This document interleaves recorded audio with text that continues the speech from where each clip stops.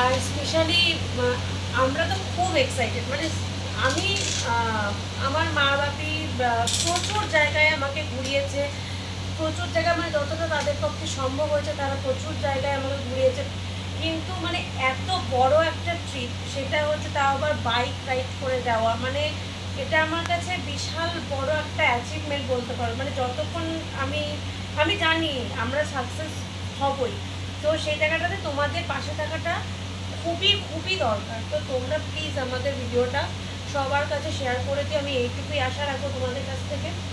আর এইটুকু বলবো যে তোমরা যারা যারা এখনো সাবস্ক্রাইব করোনি তোমরা প্লিজ সাবস্ক্রাইবটা করে দিও।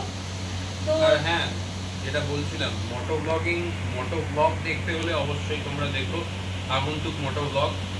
আশা করি তোমাদের সিরিজ, এই লাদাখ সিরিজটা বারাসাত টু লে লাদাখ ভালো লাগবে।